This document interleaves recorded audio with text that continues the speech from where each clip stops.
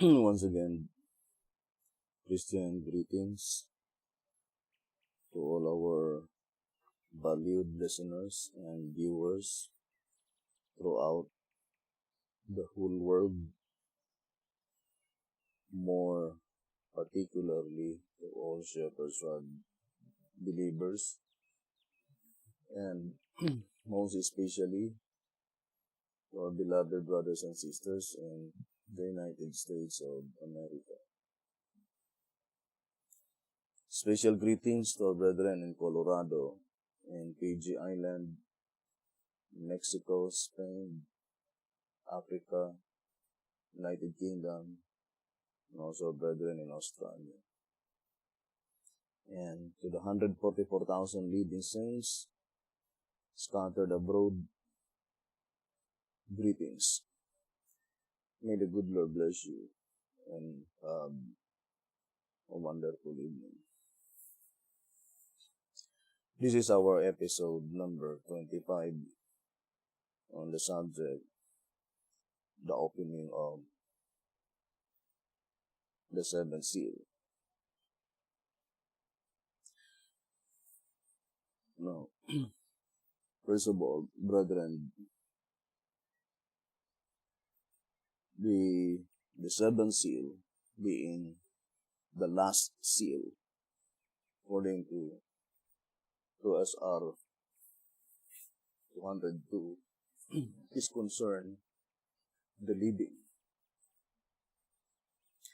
And we know that the focal point is the 144,000 leading saints.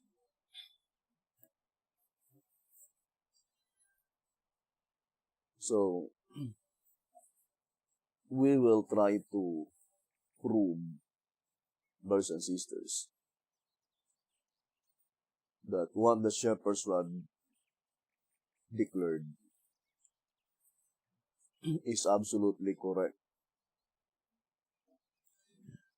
That the parable in Matthew 20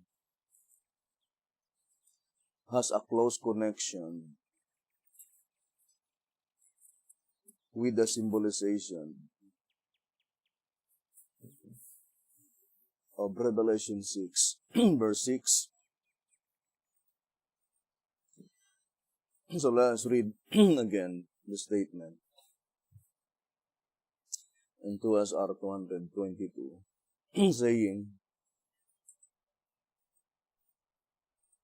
note that the barley is but 1/3 the price of the wheat.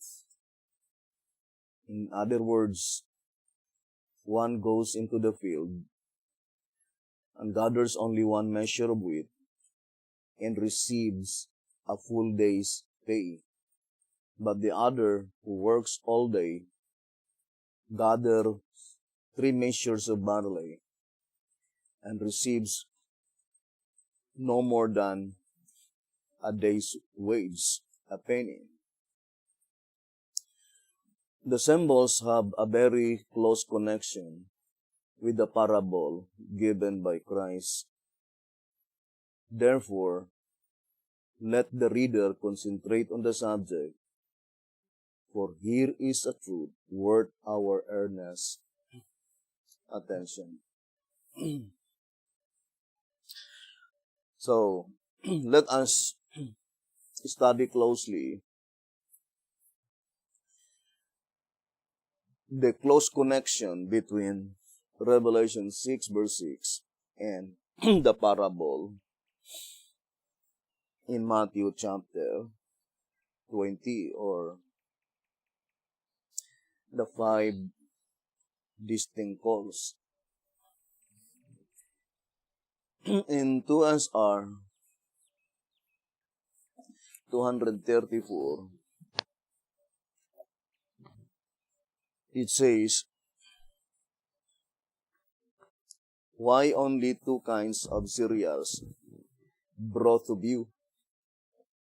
Why not 5? The 2 cereals are sufficient to illustrate the thought and to clear the lesson. But the chief reason for only two is to draw our attention to the first and last cause. Because reference is made of but two Israels, namely Israel after the flesh, the descendants of Abraham, and Israel after the Spirit, the 144,000. But the object of the lesson is for the latter, who are hired at the 11th hour. For the truth of the parable has never been understood by any other company. 2SR page 234. So the shepherd's rod plainly told us that the reason why God used only two kinds of cereals in Revelation 6 verse 6 is to draw our attention to the first and the last call.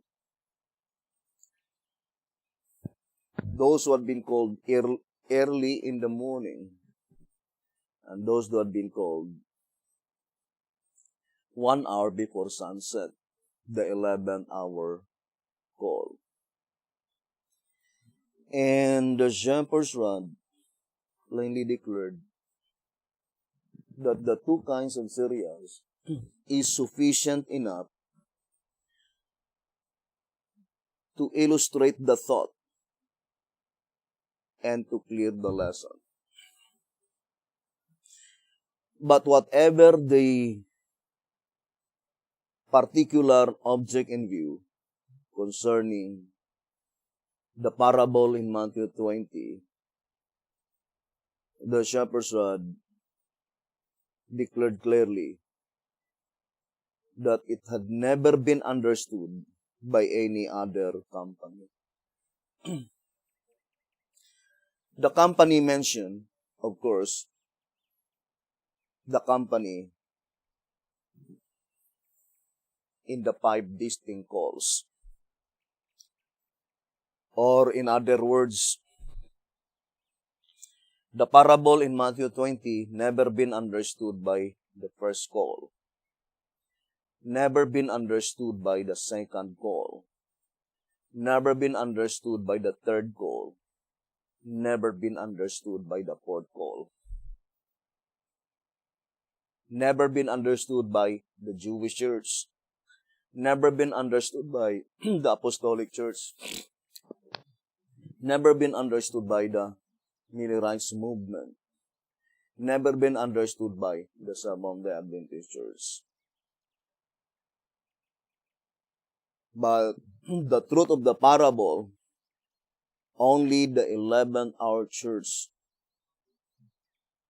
had been able to comprehend the thought and clear the lesson. In 2SR,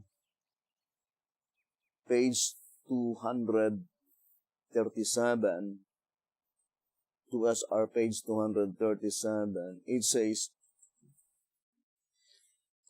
the reason he has followed that particular rule is to present to his church the exact time of her history by periods.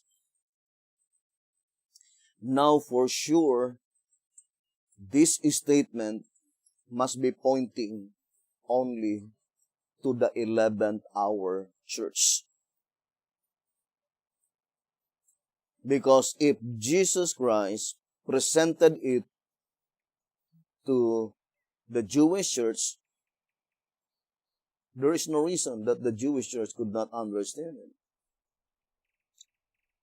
if Jesus Christ present it to the Apostolic Church, or the Millerites movement, or the Seventh-day Adventist Church. Or in other words, the reason why only the 11th-hour church been able to understand the truth of the parable due to the fact that they are the church by which Jesus Christ present to that church so that they could be able to ascertain clearly the exact time of her history by periods. So, that church, the 11th-hour church, for sure, they have complete information from their existence up to the time when the task allotted to them been completely accomplished. And that is the reason why the description in Zechariah 3, according to 1 TG 14:21, saying, they are the eyes of the Lord. What a momentous day. What a great people. Evidently, they constitute the stone of Zechariah chapter 3, which we studied several weeks ago and learned that it has 7 eyes, meaning complete spiritual vision. Obviously, this is the stone that smites the great image of Daniel 2, verse 45. And for sure, that is pointing to the 11th-hour servants. And to repeat again, in 11 Symbolic Code, number 6, page 19, saying, the Lord has given us in this day an accurate and reliable blueprint in His 11th-hour message, so that none of us need ill in knowing how great a privilege we have to be a true witness for Him in word, in deed, and action. Let us not therefore put off the work and thus prolong the world's sorrow and suffering, but let each of us be among those who shall fulfill the purpose for which we were created, to verily help bring about complete and true rest and everlasting joy. God has faithful ones who will do it. Will you be one of them? 11 Symbolic Code, number 6, on page 19. Now, let us now focus our attention, brothers and sisters, in this very important subject. And to repeat again,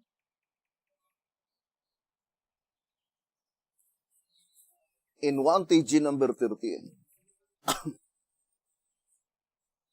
on page 7, it says, our duty is to prove God's word correct, rather than to hold tenaciously to our preconceptions and misconceptions until God Himself steps in and put us to shame. 1 TG number 13, page 7. So our goal, our duty, is to prove that what the shepherd's rod declared, being the rod of God, being the word of God, it must be absolutely true. Now, the shepherd's rod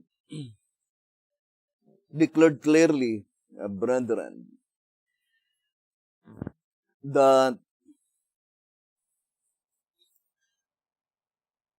the parable in Matthew 20 has close connection with the symbolization in Revelation 6, verse 6.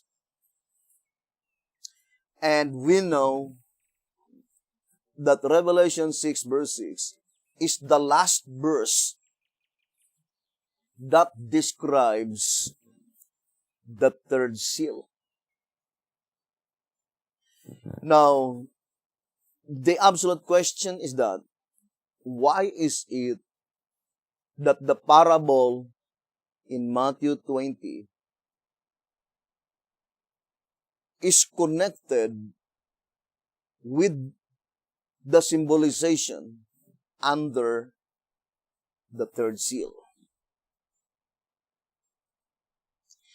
Now, let us read again 2SR 225 and 226. It says, with the previous explanation of Revelation 6, verse 6, a measure of wheat for a penny and 3 measures of barley for a penny. We shall endeavor to prove that the symbols point back to the parable of the householder. And Jesus allegorically looked forward to John's vision. If the explanation perfectly fits the parable and the vision in harmony with God's book and law, and a present truth lesson is derived therefrom, then only must we accept it as truth. 2SR page 225, 226. So that is our goal. We shall endeavor to prove that the symbolization of Revelation 6 verse 6 point backward to the parable in Matthew 20. And at the time when Jesus Christ gave the parable in Matthew 20 to the apostles, Jesus Christ is looking forward to John's vision. And then the shepherd's rod says, if the explanation perfectly fits the parable in the vision, or in other words, the correct interpretation of the parable in Matthew 20 must perfectly harmonize the vision of John in Revelation 6 verse 6. Vice versa. And it should be in harmony with God's book and law. And there should be a present truth lesson derived from such explanation. Then that is the time that we safely conclude and accept it as truth, cometh from God. Now let us focus first in the parable. Here in 235, 2SR, it says, give them their hire. It says, give them their hire. Note that those who were hired last were paid first, and the first last. As all were equally regarded, the ones hired first murmured, though they were paid in full. Their disdainful act denotes that the Jewish nation was unworthy of their hire. And the good man said to them, "Take that thine is, and go thy way." As ancient Israel is represented by the first call, as previously explained, to them the words apply, and as they were the ones who murmured, it proves the parable correct. Why were the first paid last and the last first? Answer: the pay God's servants receive is eternal life and is characterized by the penny. Therefore, those who are granted the assurance of a never-ending life first are those who were hired last. And according to the parable, it was the company called at the 11th hour. They are those who are marked or sealed by the man with the writer's inkhorn of Ezekiel 9, or as John calls him, the angel with the seal of God, and he sealed or marked 144,000. See Revelation 7. This glorious company is the first who are granted the assurance of never tasting death. See the Shepherd's Rant, Volume 1, pages 22 to page 24. Thus they are paid first, but those were called early in the morning, Israel after the flesh, are to be resurrected, the righteous, when Christ comes in the clouds, at which time they shall be given immortality, so that the last shall be first, and the first last. For this reason, those who were sealed and saved by the third angel's message since 1844 are resurrected in the special resurrection before Christ comes. See Daniel chapter 12, verse 2, early writings, page 285. Now, let us be very careful in this subject. Now, I would like to make a little illustration. So, these are the 5 distinct calls.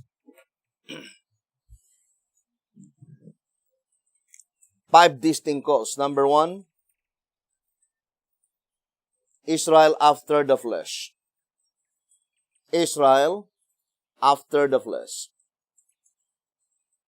There are those hired early in the morning.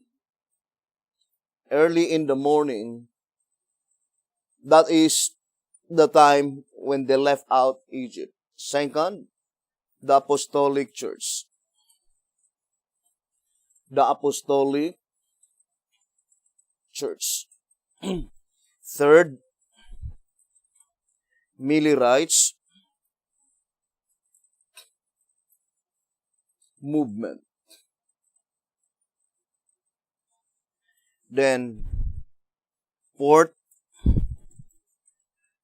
Seventh-day Adventist Church, or those who died since 1844.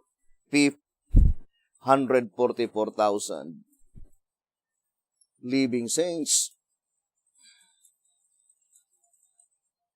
Now, according to the parable,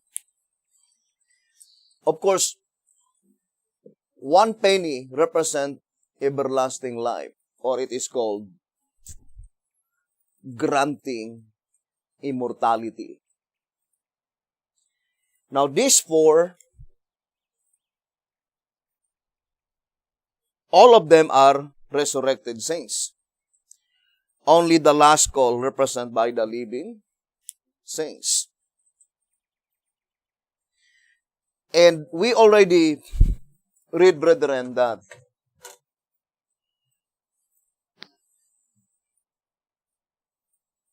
there are only two ways by which immortality will be granted, and that is by resurrection or by translation.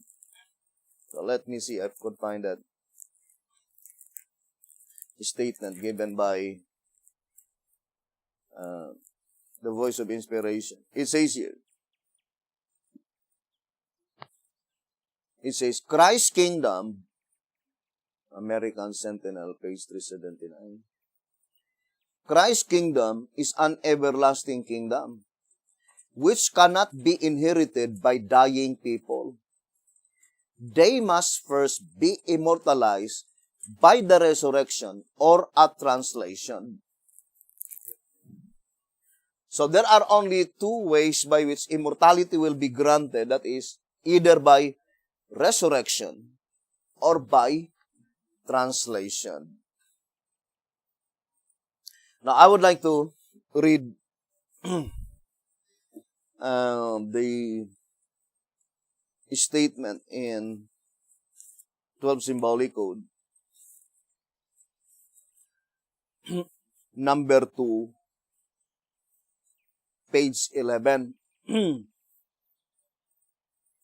12 Symbolic Code, number 2, page 11.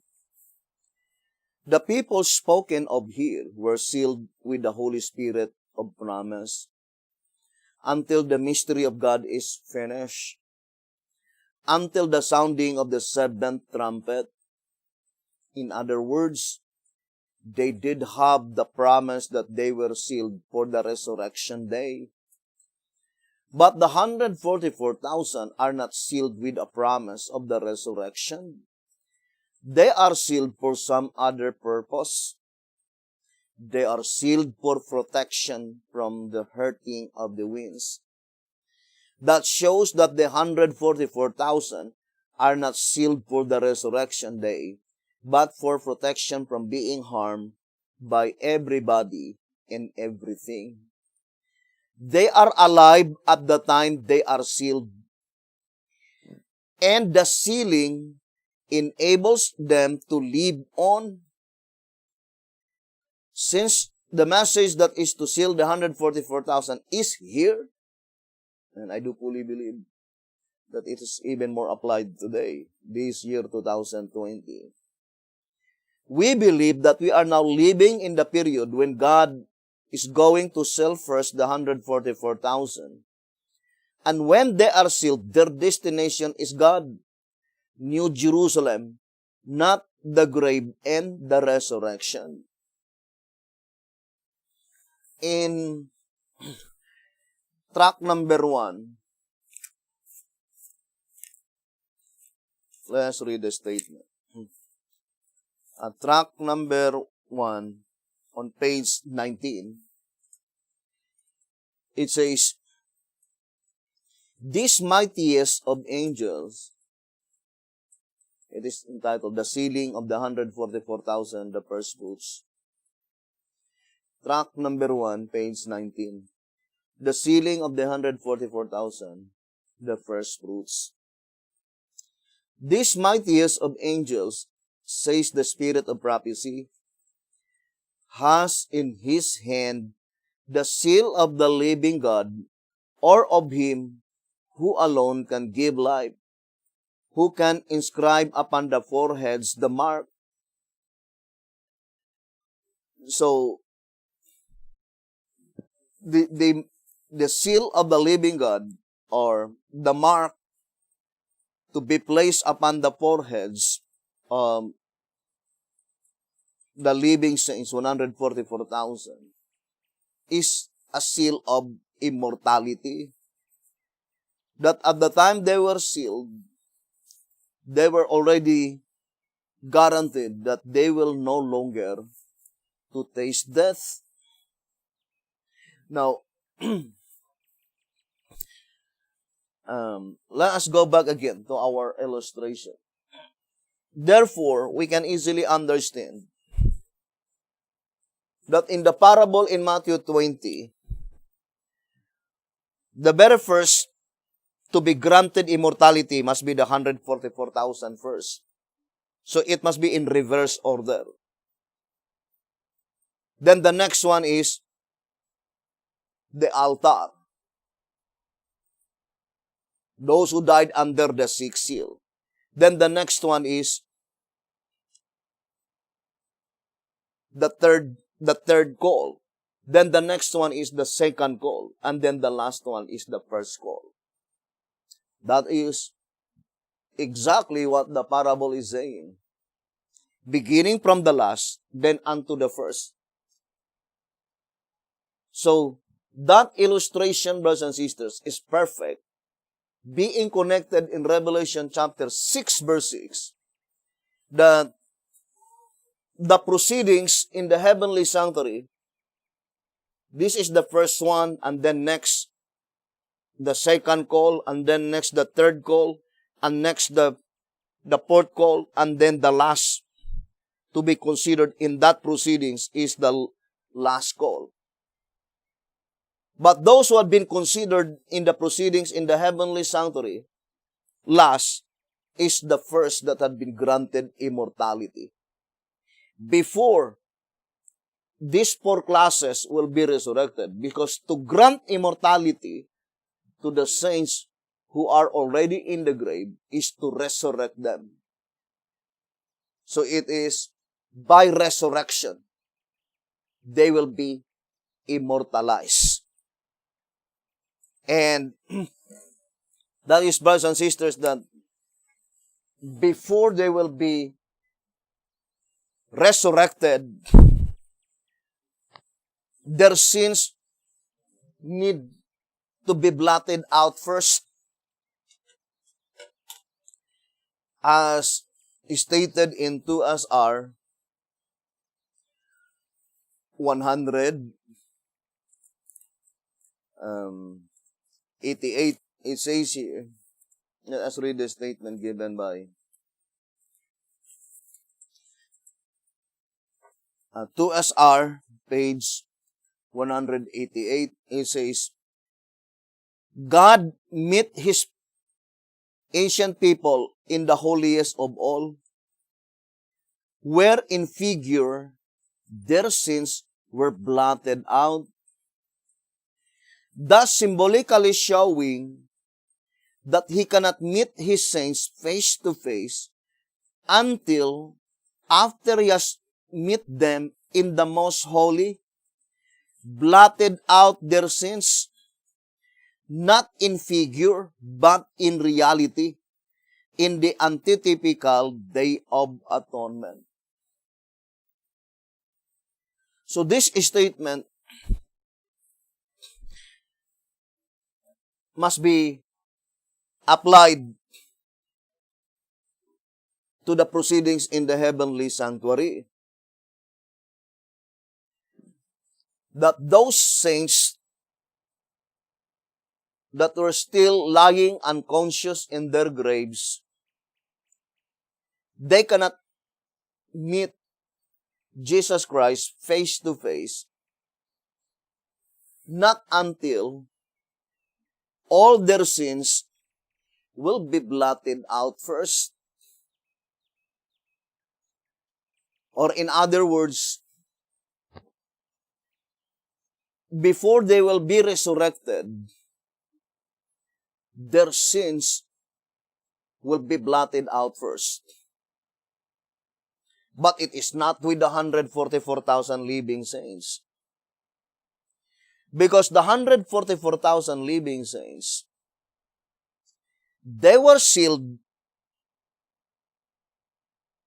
Of course, the statement, they were sealed while they were still alive, because they will no longer to taste death. The sealing enables them to live on, meaning that is the seal of immortality. They will no longer to taste death. But they were sealed even before their sins were blotted out. Because in track number 3, 1934 edition, on page 75, it says, the typical wave lobes, which signified the completion of the first fruit harvest, Leviticus 23 verse 17, were baken with leaven to symbolize that the sins were not blotted out at the time the servants of our God were sealed. Hence, the investigative judgment for the living, blotting out the sins, will begin after the sealing of the 144,000, the spiritual wave lobes, and after the outpouring of the Spirit. The leaven may have a still deeper meaning. Track number 3, 1934 edition, page 75. So at the time when the 144,000 received the outpouring of the Holy Ghost, at that time, their sins were not yet blotted out, but for sure at that time, immortality were already granted to them, even before their sins were blotted out. Unlike with the first 4 calls, the Jewish Church, Apostolic Church, the Millerites movement, and those who died since 1844, the constituent under the 6th seal, which is the altar, they will not be resurrected, by which such resurrection is the granting of immortality, not until their sins were blotted out first. And such illustration of the 144,000 living saints, as stated in track number 3, let us read again. In track number 3 on page 79 and page 80, it says, So Christ, the first fruits, and those who with him at his resurrection came forth from the grave, raised to everlasting life, were the antitypical wave sheep of the dead. And since the wave sheep of grain pointed forward to the ingathering of the first fruits of the field, just so those who arose with Christ, being first fruits of the dead, pointed forward to the ingathering of the gospel first fruits, the 120 disciples. But as those who arose with Christ ascended with him as trophies of his victory over death and the grave, they thereby became a living type, and thus the wave sheep of the living. So they became the living type, brothers and sisters, of the 144,000 living saints. And in track number 3, page 84, it says, the reader will remember that those who arose with Christ on the 18th day of the first month, follow the chart on page 55, were immortalized and received into heaven as the antitypical sheep, pointing to the ingathering of the fruits that shall never die. Although we will discuss that in detail in the subject, the wave sheep and the wave lobes. Maybe this coming Sabbath. But what I'm trying to emphasize that those saints typifying the 144,000 living saints, by which they were immortalized even before their sins were blotted out. So that is the illustration that I would like to show in this study. That the saints that had been resurrected together with the resurrection of Christ, they were immortalized even before their sins were blotted out. So that is a special company, typifying the 144,000 living saints, by which they will also be immortalized even before their sins were blotted out, as we already read in tract number 3, 1934, on page 75. Now, let us now focus our attention, brothers and sisters. To repeat again, as far as the shepherd's rod is thus concerned, let us connect our study concerning the parable in Matthew 20 to the symbolization of the vision of John in Revelation 6, verse 6. And it is not just a mere happenstance that chapter 6 and verse 6, 6 and 6 represent the Bible. The 66 books of the Bible. Now, the shepherd's rod made it so plain that the number of the Bible is 5, right? That is the number of the Bible, accordingly. The numerical value of, it says here in 1934, tract 3, page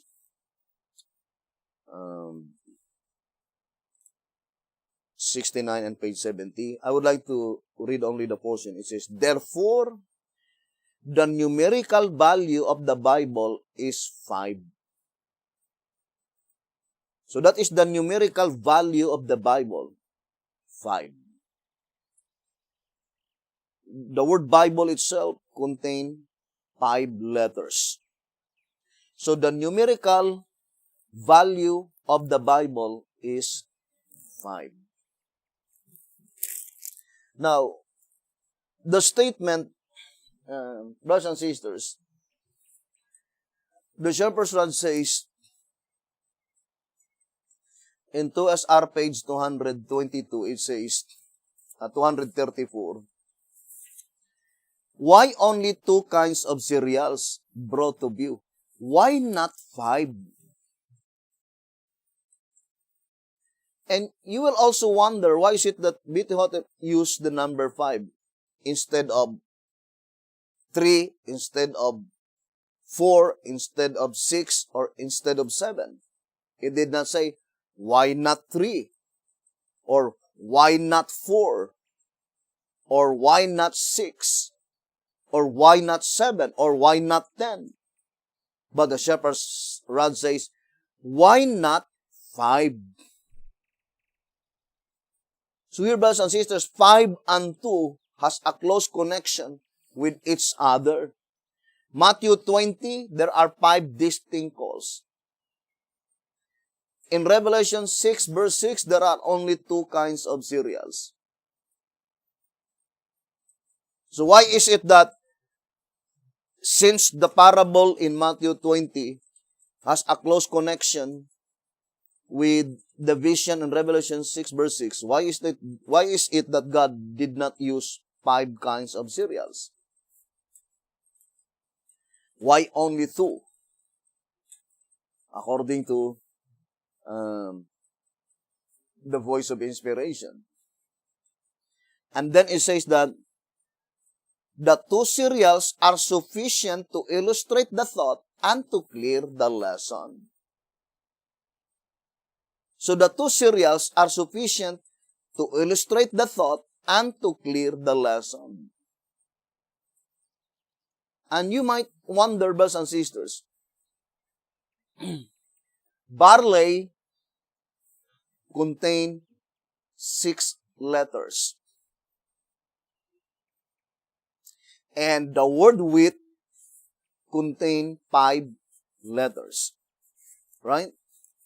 So, no, it is not an accident, but I fully believe that that is perfectly designed by God.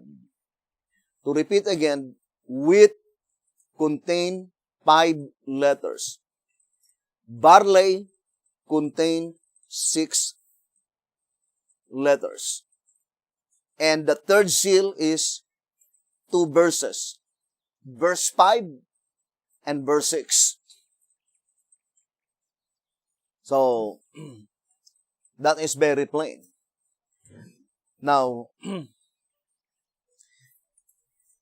let us carefully decipher this very important subject, which is worth of our earnest attention, according to 2SR 222, brothers and sisters. Now, let us focus first to the third seal. Because Revelation 6 verse 6, it is the third seal. Now, here in 2SR 221, 2SR page 221, focusing only to the third seal, it says, the third from Abraham to Christ. So it says, the third from Abraham to Christ. 2SR page 221. So that is the entire generation of the third seal. Because the 7 seals, I think the shepherd's rod used the term generation.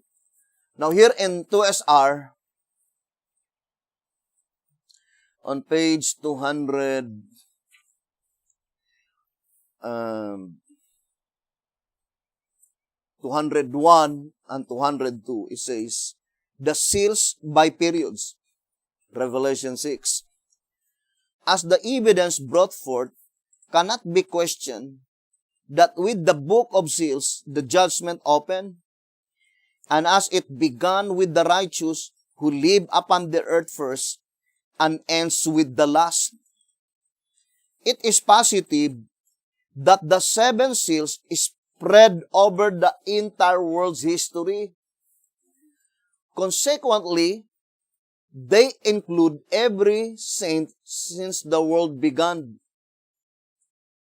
The number 7 bears the same evidence.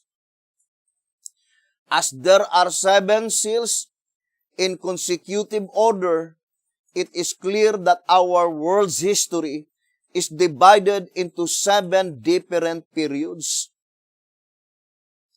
The judgment begins with the first and ends with the last. Evidently, the first 6 seals complete the cases of those who were dead preceding the judgment and while it is in session. But the 7th sealing period, being the last, must concern the living. 2SR page 201 and 202. But in 2SR page 198, I would like to read to you. It says, 2SR page 198. The 7 lamps, or the 7 lamps of fire burning before the throne, which are the 7 spirits of God, Revelation 4 verse 5. The lamps of fire, 7 in number, present before the throne, represent completeness of the truth of God, present truth revealed to every generation since the world began, by which we are judged. Those who are obedient to all the light and truth given them have come up to the requirements. They are sealed and cleared from the condemnation of the law of God. Now, so the shepherd's rod is plainly telling us that the world's history is divided into 7 different generation, brothers and sisters, or that is in general. It was illustrated by 7 generations, according to the shepherd's rod. But we will focus our attention to the third seal, the generation under the third seal.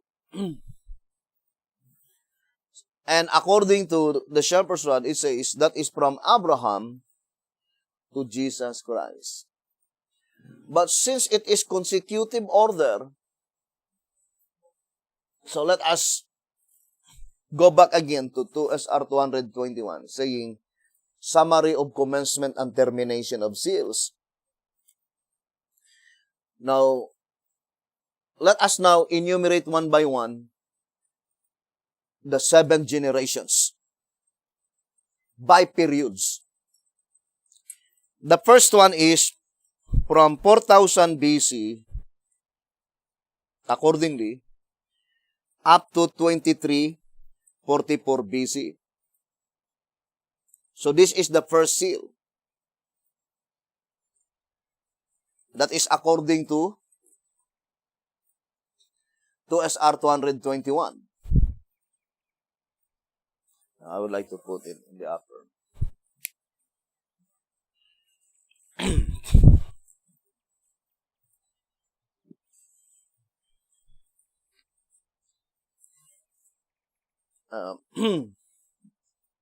So let us place here 4000 BC up to 2344 BC. That is the first seal.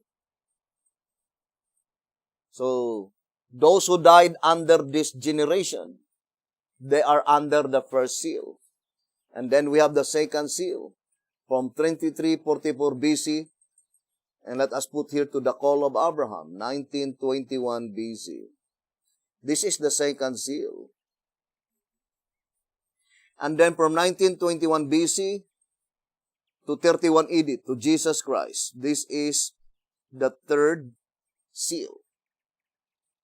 And then it says, the fourth seal is from 31 AD to 1500. This is the fourth seal. Then, the fifth seal,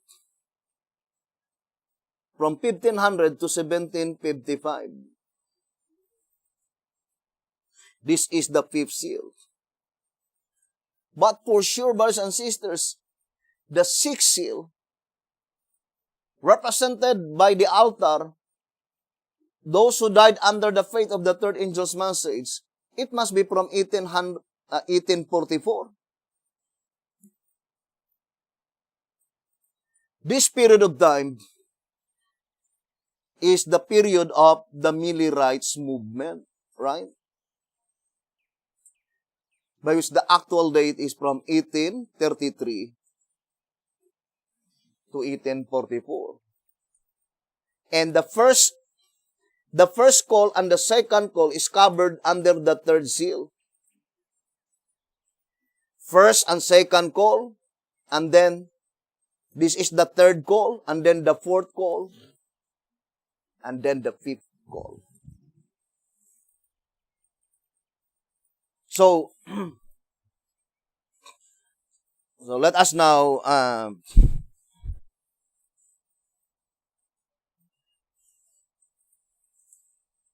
enumerate one by one the 5 distinct calls.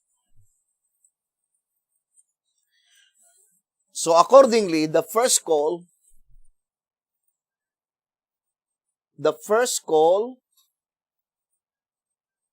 and the second call, all of them are covered under the third seal. The third call, it is under the fifth seal. And the fourth call it is under the sixth seal. And the fifth call is under the seventh seal. So that is the actuality, brothers and sisters. The first call, the Jewish church. The second call, apostolic church. These first two calls is under the period of the third seal.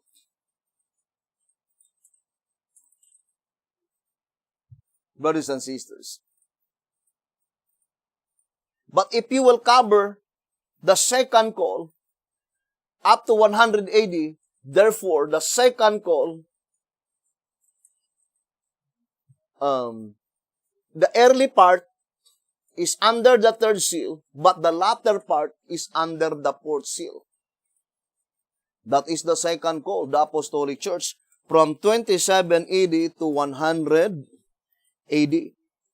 Now, so this early part of the apostolic church is under the third seal, but this latter part of the apostolic church is already under the fourth seal.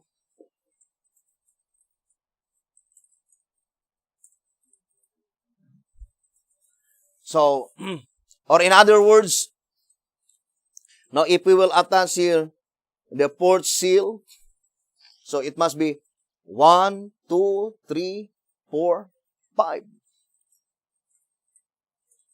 So that is in connection with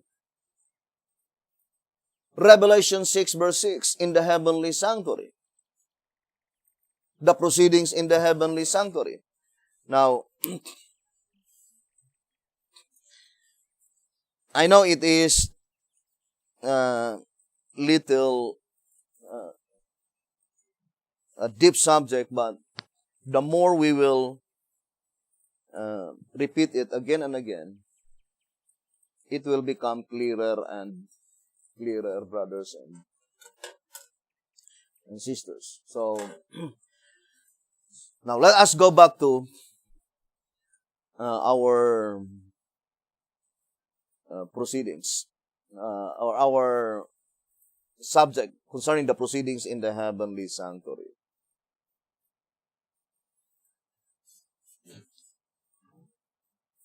Now, brothers and sisters, the statement here in 2SR, let us read 2SR page 237.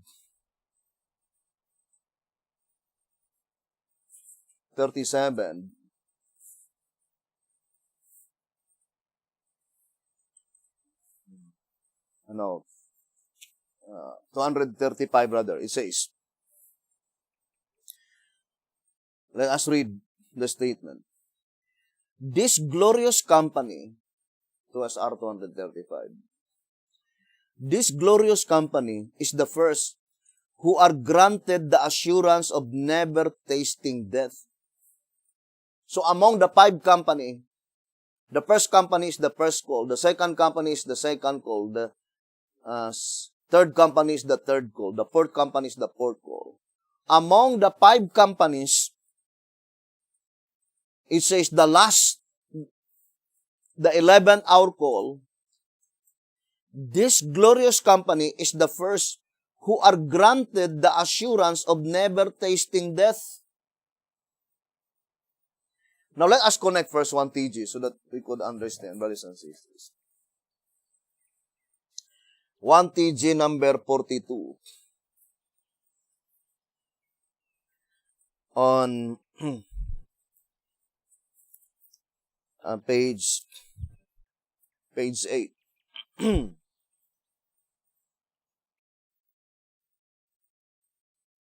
It says here, the word behold suggests that we should now take notice and be able to see that our salvation cometh, and that while his reward is with him, his work is still before him. What is his reward? What else could it be but life forevermore? So, it shall be that the first fruits, the 144,000, the servants of God who are soon to stand on Mount Zion with the Lamb, shall be the first to be rewarded. So, it is in close connection with Matthew 20. The 144,000 living saints, they are the very first to be rewarded. Rewarded of what? Everlasting life. Characterized by pain.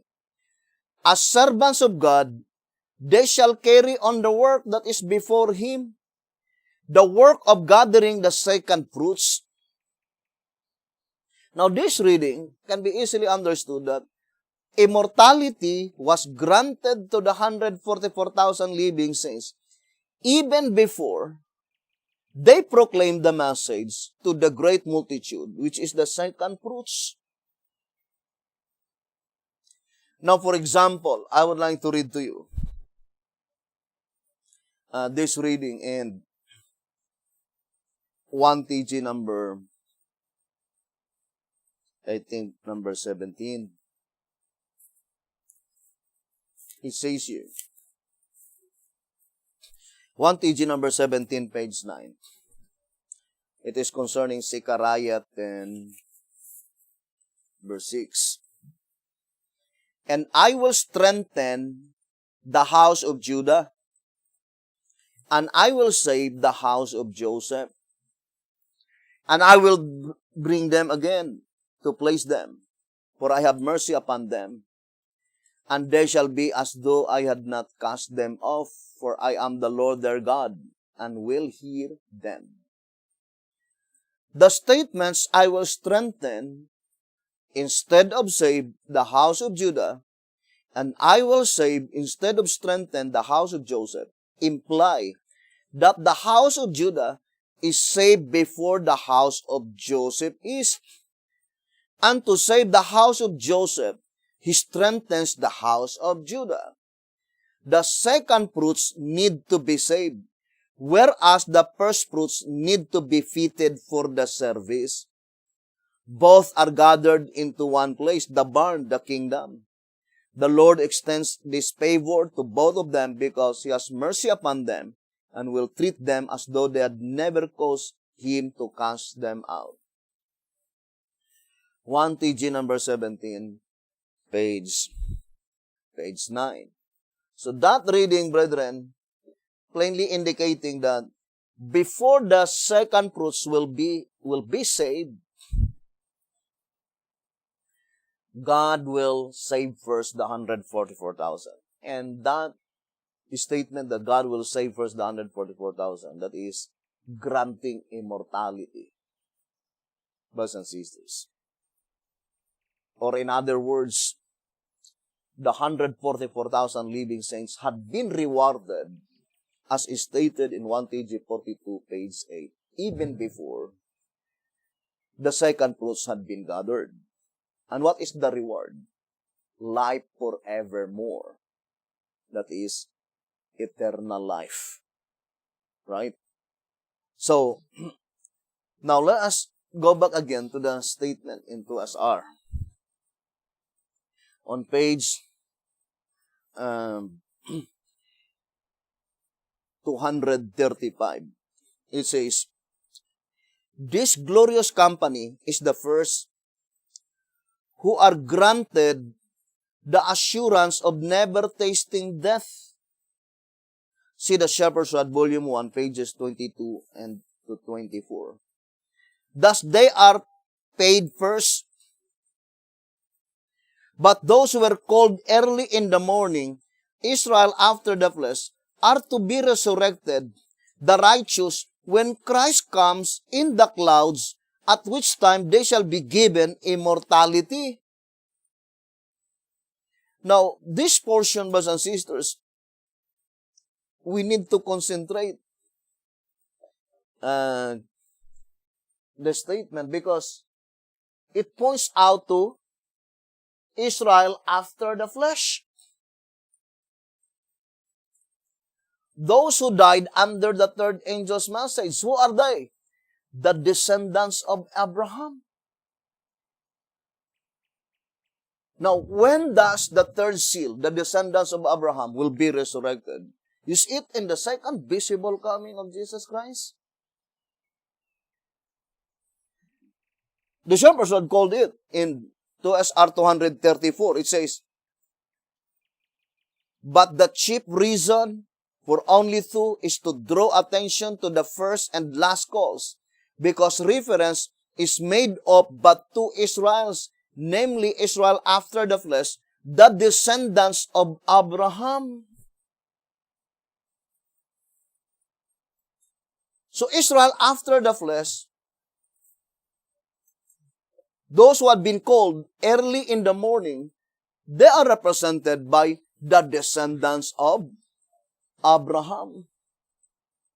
And remember, brothers and sisters, from Abraham down to the apostles, we know that they will be resurrected in Ezekiel chapter 37. That is a special resurrection. And it could not be the resurrection in the second visible coming of Jesus Christ. And I do fully believe that every Davidian know that absolute fact, brothers and sisters. Now, for example, let us read 2TG.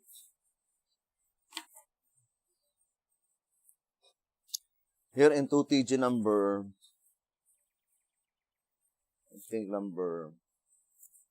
7, it says here, 2TG number 7, pages 12 and page 13. Now, to line up all the resurrections, we must take into account also the one of Ezekiel 37, verse 1, verse 11 to 14. 2TG number 7, page 12. In page 13, it says, in this resurrection, only God's own people, Israel, arise with no sinner among them. Moreover, these do not meet the Lord in the air. They are taken to the land of Israel, Palestine.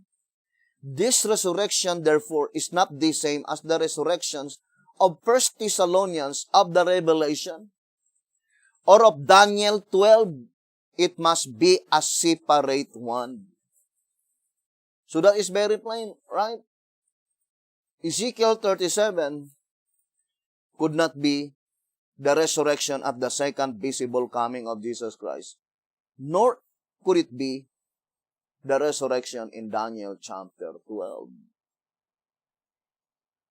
Now, brothers and sisters, I would like to summarize our study that the significance of the parable in Matthew 20 in connection with the proceedings in the heavenly sanctuary, in connection with Revelation 6, verse 6.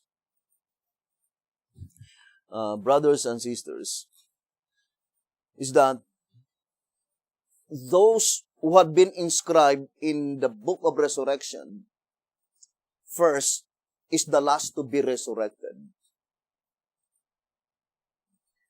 The statement in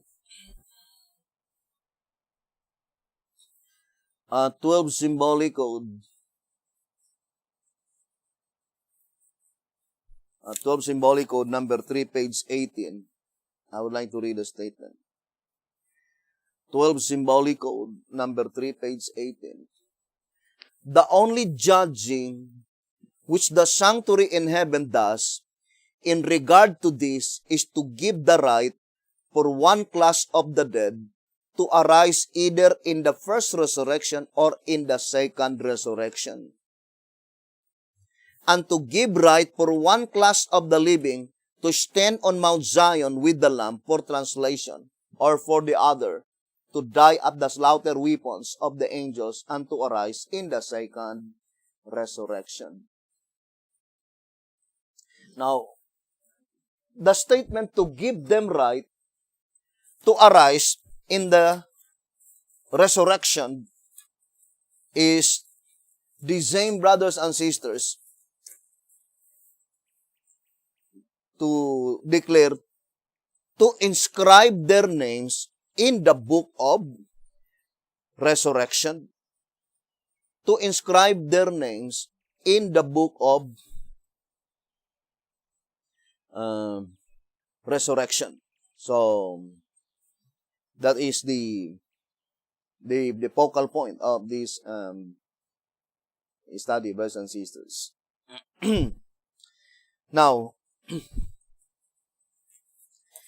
since the shepherd's rod declared clearly in 2SR 164, I would like to read 2SR page 164. It says, when the judgment opened in 1844, as previously explained, the investigation began with the dead. And when that part of the work is finished, then commences the judgment of the living. 2SR 164. Here's another statement that I would like to read in, I think, the old symbolic code. It says, 3 symbolic code number 7, page 2. 3 symbolic code number 7, page 2.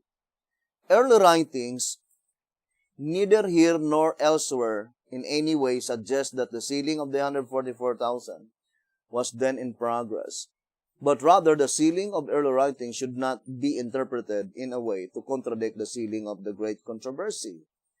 Then the sealing of the former cannot be the sealing of the latter. For if the sealing of the 144,000 began in 1844, and if that is the only sealing, then, as the record asserts, all who died in the third angel's message since 1844, including Sister White, are necessarily lost, because the great controversy plainly states that the 144,000 shall not die, but be translated from among the living. The Great Controversy, page 646.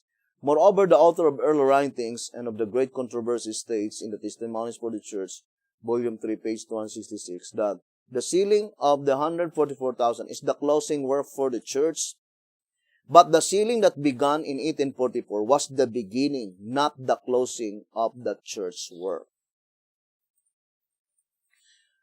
3 symbolic code number 7, page 2.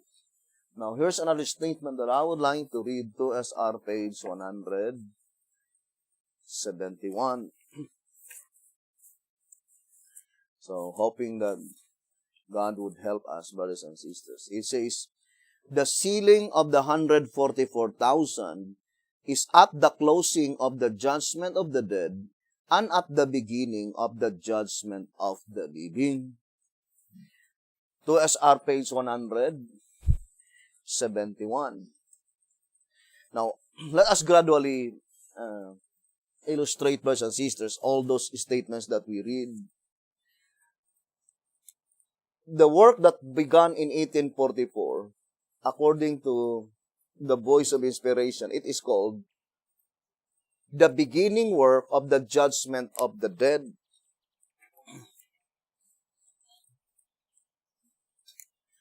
The beginning work, that is the beginning work of the judgment of the dead. What is the beginning work of the judgment of the dead? Blotting out of sins. It is called the blotting out of sins. Blotting out of sins. This is the beginning work. What is the closing work of the judgment of the dead? To inscribe their names it is called closing work. Closing work of the judgment of the dead. Judgment of the dead. That is closing work. And what is the closing work? To give them right to arise in the resurrection, or to inscribe their names in the book of resurrection, to inscribe their names in the book of resurrection. And we know that there are different classes of resurrection. So that is the dividing line. This one is the beginning work. This one is the closing work of the judgment of the dead. Now, let us read at least two passages, and then let us explain. In 1 TG,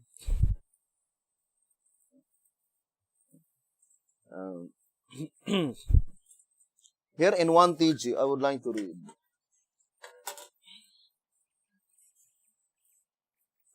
Let us read the statement. 1 TG number 11. It says here, on page 10. So let us read 1 TG 11, page 10. It says,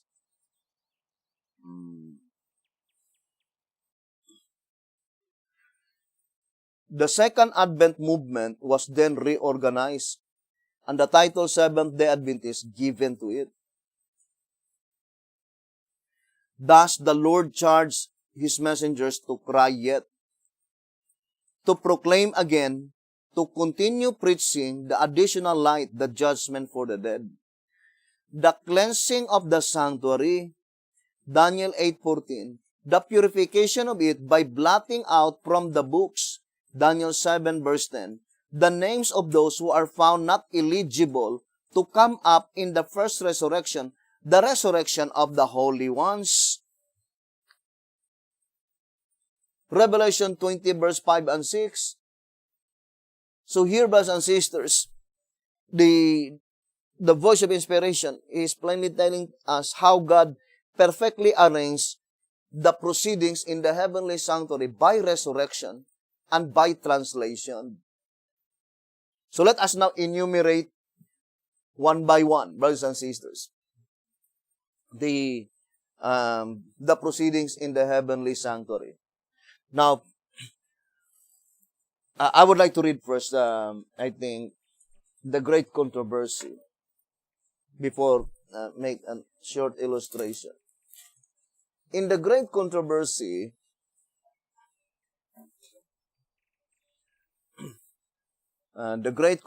page 485. Let's read the statement. Or is it 485?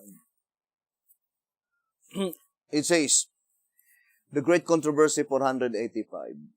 The work of the investigative judgment and the blotting out of sins is to be accomplished before the second advent of the Lord.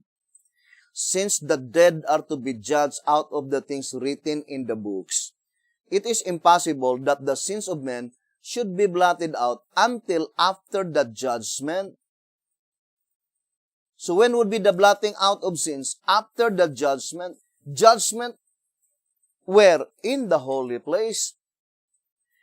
Now, going back again to the great controversy 421, it says, but before this can be accomplished, that is pertaining to the blotting out of sins, but before this can be accomplished, there must be an examination of the books of record to determine who through repentance of sin and faith in Christ are entitled to the benefits of His atonement. Now, let us now explain those passages accordingly. And hope that we could be able to help every brethren. Now, in reality, brethren, October 22, 1844, that is the commencement of the investigative judgment. What is investigative judgment? Now, first we are talking about first the first seal.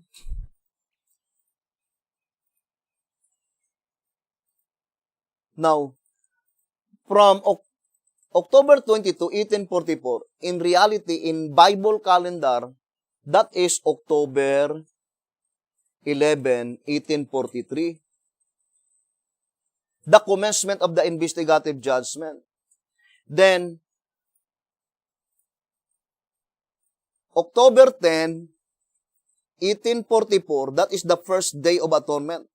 The first day of atonement. In Gregorian calendar, that is October 16, 1845. Therefore, there must be at least 359 days investigative judgment. What is investigative judgment? That is, according to the great controversy,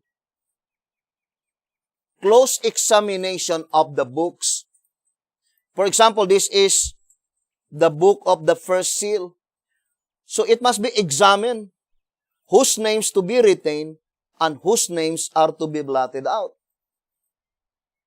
Now, after the blotting out of names, when the names are being blotted out, so those names that retain in this page under the first seal, they are the people by which their sins will be blotted out in October 10, 1844.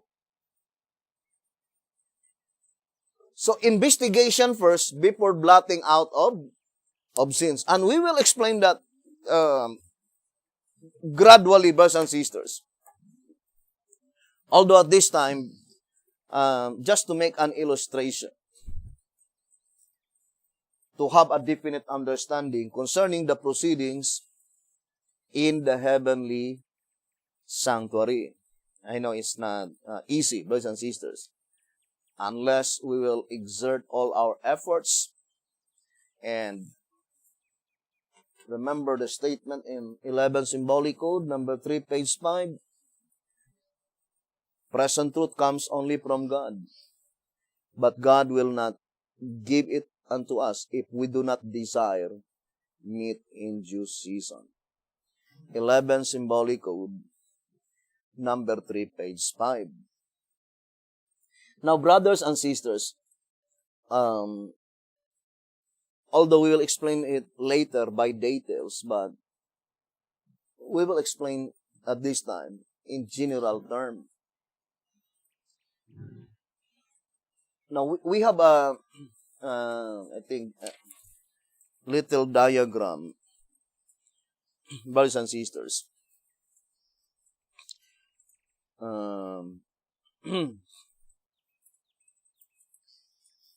I think,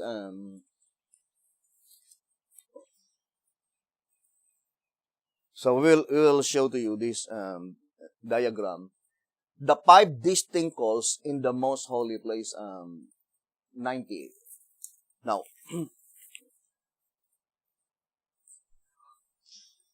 so I would like to explain first the diagram before we will read all the passages, brothers and sisters, and hoping God would help us. That we have a laser. And brothers and sisters, if you could see that diagram in connection with the parable in Matthew 20, why it was connected in Revelation 6, verse 6. First of all, the focal point of the truth of the parable is the proceedings in the heavenly sanctuary. And it was properly arranged by inspiration. Now, you can read the 5 distinct calls in the most holy place. So this is the arrangement of the proceeding that commenced in 1844. How to operate? Where's the laser? Where's the laser?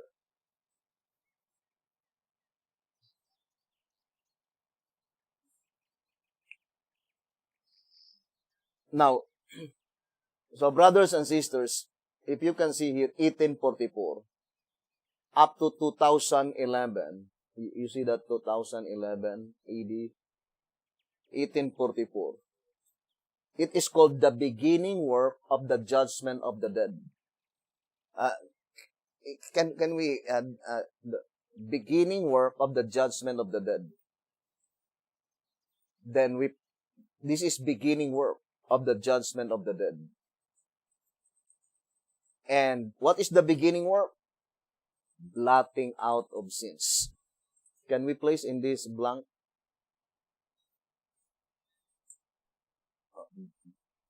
And then put upper, then blotting out of sins.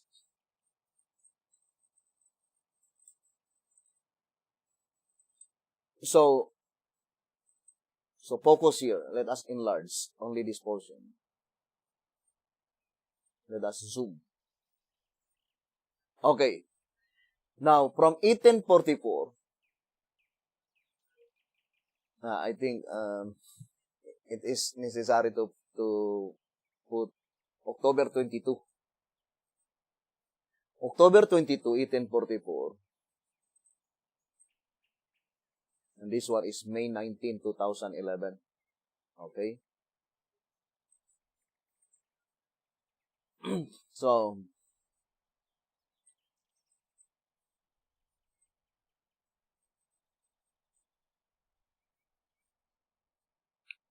okay. So let us zoom again, this portion. So, brethren, if you're interested, so this is the first proceedings in the heavenly sanctuary in the most holy place. From October 22, 1844 to May 19, 2011, you might ask, how do you come up May 19, 2011? We will explain it later. May 19, 2011, in Bible calendar, that is October 10, 2012. So let us put, brother, that is Gregorian, and the other is October 10, 2012, Bible calendar. This one is Gregorian. So, let us put October 10. The vacant is in the upper part. Where's the October 10, 2012, that is Bible. Day of Atonement. Now, let us put here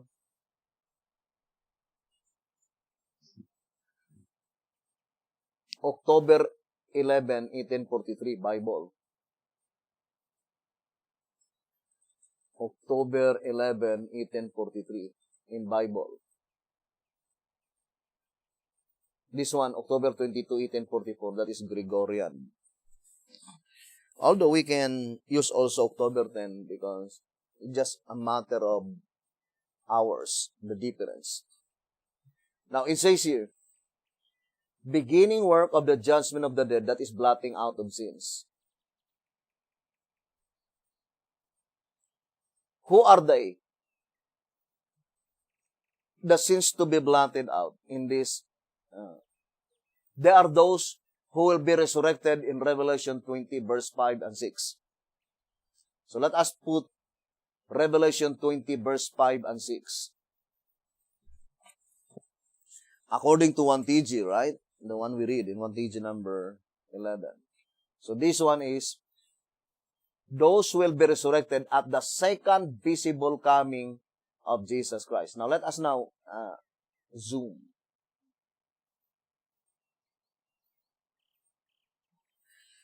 Now, brethren, the generation is consecutive, unbroken line.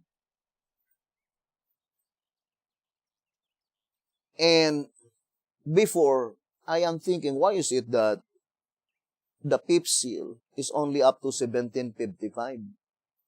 Whereas the commencement of the sealing of the sixth seal is commenced in 1844.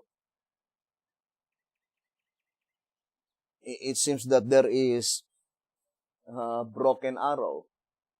Not until we discovered that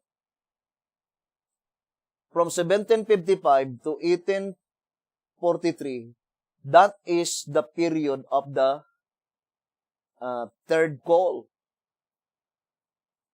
So the last portion of the fifth seal is pointing to the third, those who have been called at the third hour. Right, brothers and sisters? Now, let us ponder deeply, brothers and sisters, because the Bible cannot be mistaken. To repeat again, we have already the divine arrangement, right? Number one is Jewish church, Apostolic church, Millerites movement, Seventh-day Adventist, or Daniel 12:2, and the living saints, 144,000. But when they have been rewarded by penny, it is reversed from the last to the first. So the first to be rewarded by 1 penny is the 144,000. Next, Daniel 12, verse 2. Now, how about the third call? How about the third call, the Millerites movement? Or I would like to emphasize, brothers and sisters. For example,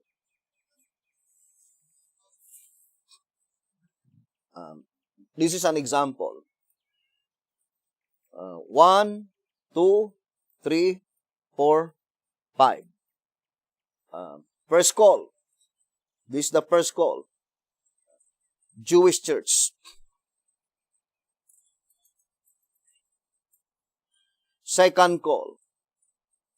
Apostolic.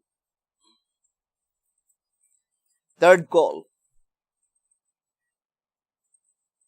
Millerites. Fourth call. SDA. Fifth call. 144,000.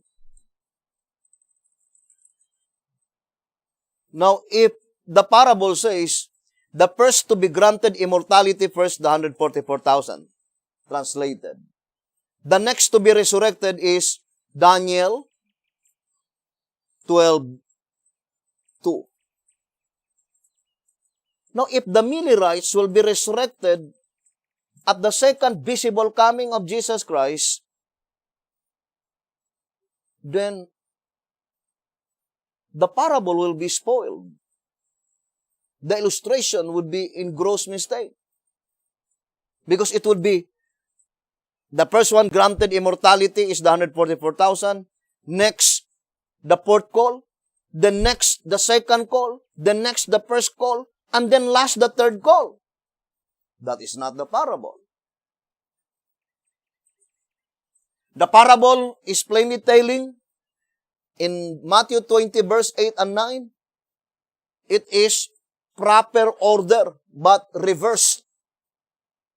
The first one to be granted immortality is the fifth call, the next the fourth call, the next the third call, the next the second call, and then next the first call.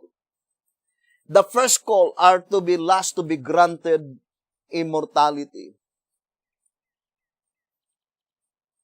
But we know the first call is Ezekiel 37. Now, how about the Millerites, brethren? So let us focus first to that portion before we will focus our attention to that proceedings in the heavenly sanctuary. So let us read 1 SR.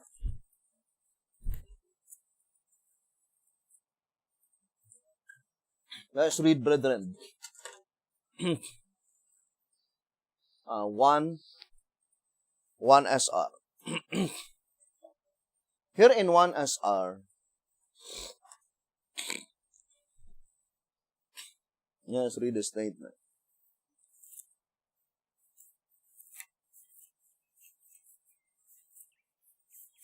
It says here,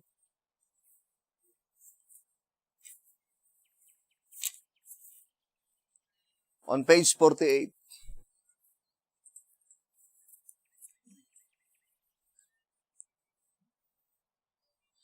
I would like to read first, page 47. Type of spatial resurrection. If Moses represents the general resurrection, who then would represent the mixed or spatial resurrection of Daniel 12 verse 2? We have the one of Matthew 27 verse 52 and verse 53.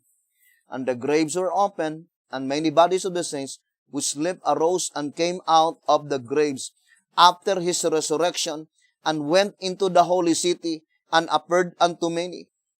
The saints who had a part in this resurrection were gathered from all ages. Some who perhaps had lived at the very time Christ was preaching and were acquainted with him and his work, were witnesses to his resurrection. Read Early Writings, page 184, and also Desire of Ages, page 786. So let us read Early Writings.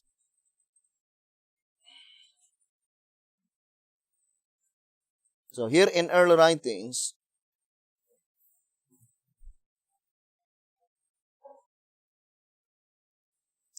(184), it says, when Jesus as he hung upon the cross, cried out, "It is finished," the rocks rent, the earth shook, and some of the graves were opened. When he arose a victor over death and the grave, while the earth was reeling and the glory of heaven shone around the sacred spot, many of the righteous dead, obedient to his call, came forth as witnesses that he had risen. Those favored rising saints came forth glorified. They were chosen and holy ones of every age, from creation down to the days of Christ. Thus, while the Jewish leaders were seeking to cancel the fact of Christ's resurrection, God chose to bring up a company from their graves to testify that Jesus had risen and to declare his glory. So, for prophecy, very plain. That is called mixed resurrection. Why is it that it is mixed resurrection? Because it composed from the resurrection under the three seals. So, April 18, 31 AD. Who are they? Which is mixed resurrection. Those chosen saints that died under the first seal, died under the second seal, and died under the third seal. So, it is from every age. Of course, the age mentioned there is only the first three seals. Because the fourth seal commenced after Christ's resurrection. So it is called mixed resurrection. And it is the type, according to the shepherd's rod, the type of the mixed resurrection in Daniel chapter 12, verse 2. In reality, brothers and sisters, the mixed resurrection in Daniel 12, verse 2 is the same. All righteous, because this mixed resurrection is all righteous. Now, let us distinctly separate now the resurrection of Revelation 1, verse 7, because that is all wicked. So, the mixed resurrection in Daniel 12, verse 2 must be the same with the type. Some of them are resurrected under the fourth seal, under the fifth seal, and then the sixth seal. So this is the mixed resurrection. Perfectly typifying to the type. Now let us now explain it one by one, brothers and sisters, to solve our subject concerning Matthew chapter 20. That the parable of Jesus Christ is absolutely perfect. The granting of immortality that pertains to the living saints, that is, when they had been sealed by the sealing angel, that is already a seal of immortality. And they are the very first one that had been granted immortality, even before the great multitude were gathered, or the second fruits. And to repeat again, the great multitude is not a part in the parable of Matthew 20. The last call in Matthew 20 is only pertaining to the 144,000 living saints. Now, let us now enumerate one by one, brothers and sisters, the granting of immortality. First, 144,000 will be granted immortality. Then next, the fourth call. What is the fourth call? Daniel 12, verse 2. So, that is the resurrection of Daniel 12, verse 2. But it is mixed resurrection. So the first one to be resurrected in Daniel 12:2 is the fourth call. So let us put here the fourth call. And that is 6 seal. And they will be resurrected at 6 a.m. So the next one granted immortality is the fourth call. And then the next to be granted immortality, the third call. And who are they, the third call? They are those who will be resurrected under the fifth seal. But the generation from 1833 to 1843, they will be resurrected at 9 a.m. And who will be the next to be resurrected? The second call. Who are they? The apostles, or the apostolic church, the generation from 27 AD to 100 AD. And that is under the fourth seal. So this is the mixed resurrection of Daniel 12:2. Fourth call, third call, and second call. And then, 1, 2, 3, this one is 4. Then, the last to be resurrected is the first call. Brothers and sisters, and that is Ezekiel 37. Right? So, that is, and there are 3 hours interval So they will be resurrected at 12 noon. So this resurrection is occurred the same day, but different hours. 6, 9, 12. So this is the parable in Matthew 20. The granting of the reward, 1 penny, which is immortality. But the rest of the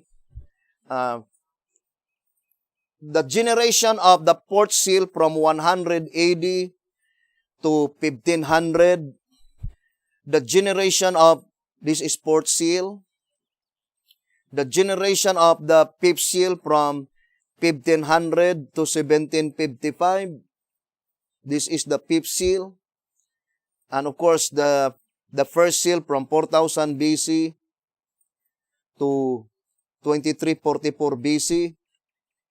Then the second seal is from 2344 BC to 1921 BC.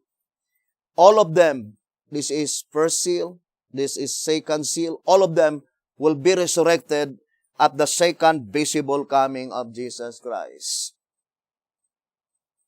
So you can notice, brothers and sisters, that in every seal, there is a special one that had been resurrected. First seal, second seal, third seal. Who are they that had been resurrected?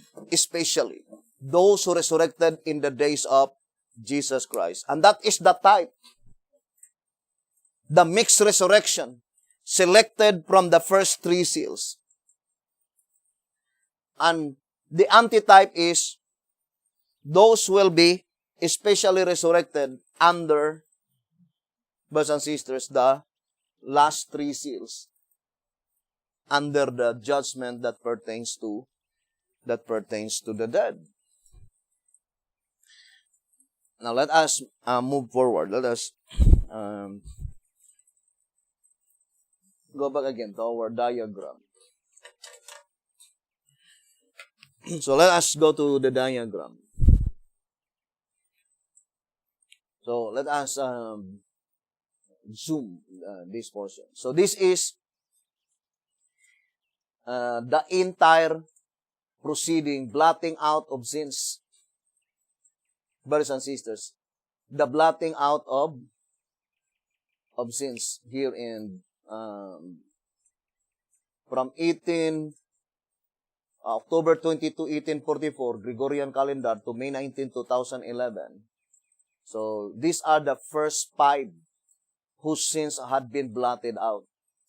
First seal, then we have second seal, and we have the fourth seal, and we have the fifth seal, but in 2 phases. The first phase is 1500 to 1755, then 1755 to 1843. And it is called the beginning work of the judgment of the dead. Right? The beginning work of the judgment of the dead, brothers and sisters, according to the voice of inspiration. And the closing work of the judgment of the dead, that is inscribing their names in the book of resurrection. Inscribing their names in the book of resurrection. Now, we have now the here from May 20, 2011, or in Bible calendar, that is October 11, 2012.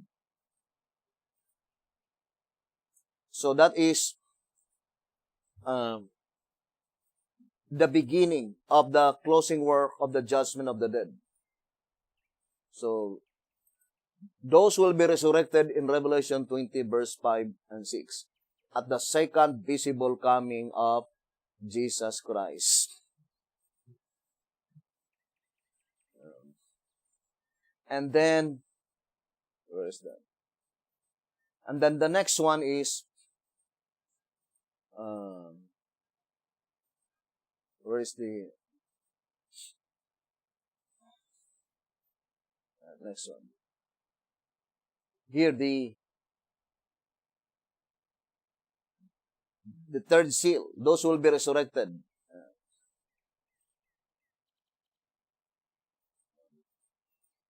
From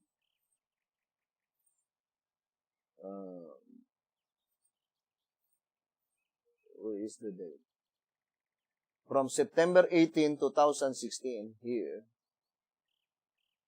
up to October 10, 2017, or April 2, 2016. That is the first phase of the third seal. First phase of the third seal, blotting out of sins. And then from October 10, 2017, or up to here, October 10, 2018, that is the second phase of third seal, Moses to apostles. The first and second call of Matthew 20. So here. And then the next one is, here, giving right to arise in the special resurrection, Ezekiel 37, from October 10, 2018, up to October 10, 2019. And from October 10, 2019, up to October 10,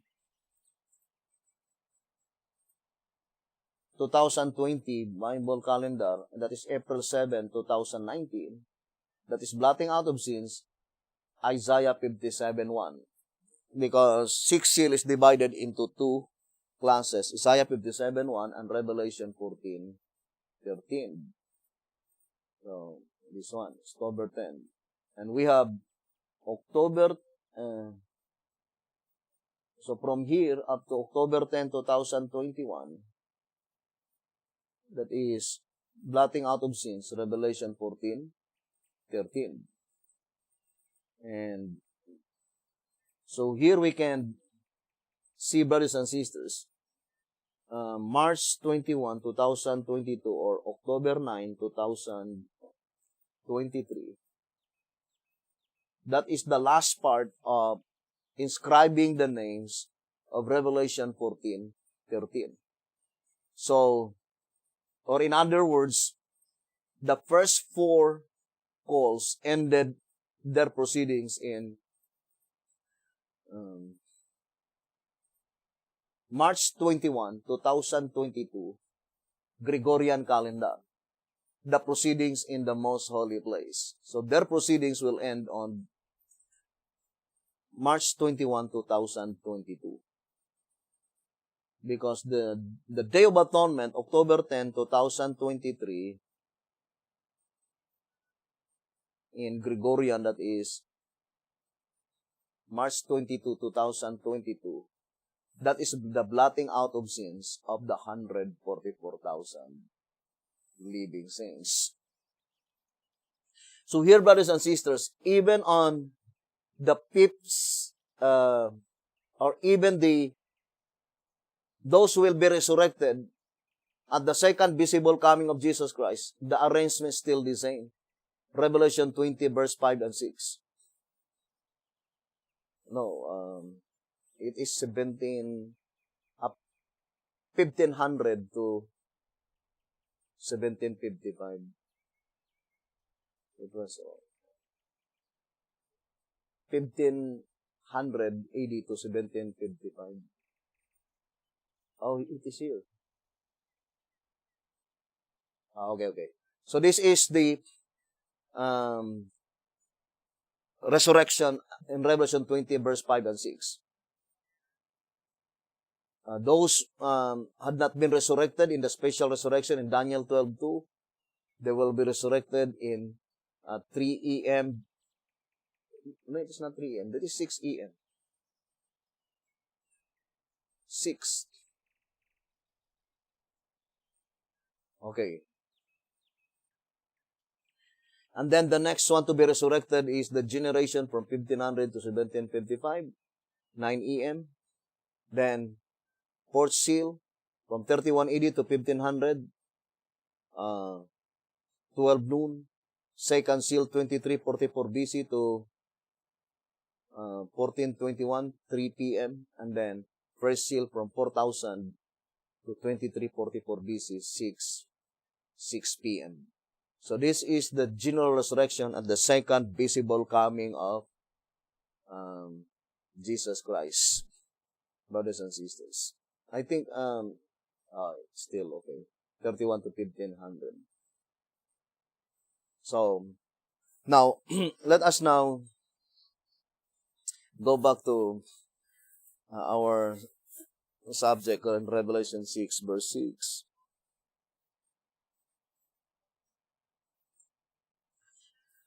Now I would like to read again, brothers and sisters, 2SR page 222.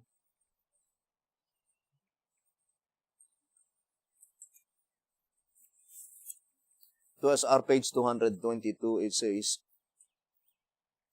in our study of the seven seals, we reserve for future explanation the following scripture. And I heard a voice in the midst of the four beasts say, a measure of wheat for a penny, and 3 measures of barley for a penny. Revelation 6 verse 6. Again, we turn the reader's attention to the fact that the voice came from the throne. See chapter 5 verse 11. Therefore, the price of the cereals is fixed by the great judge. Now, first of all, brothers and sisters, Revelation chapter 5, it is the throne in the sanctuary, and even more pertaining to the throne in the most holy place. So it cannot be applied 1844 backwards. Because from 1844 backwards, there was no throne in the most holy place, according to tract number 3, as well as tract number 6. Now, I would like to read first tract number 6. It says, brothers and sisters, I think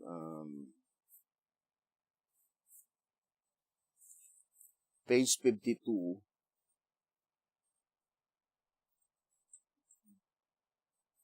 It says, belonging only in the sanctuary, tract number 6, page 52.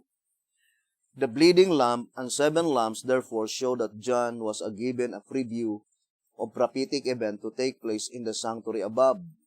When the door there was to swing open. Furthermore, inasmuch as the throne was set up in the sanctuary after the door was opened, there could not have been any throne there previously.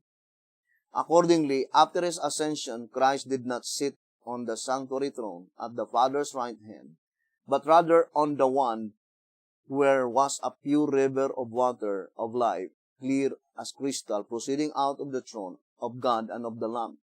In the midst of the street of it, and on either side of the river was there the tree of life.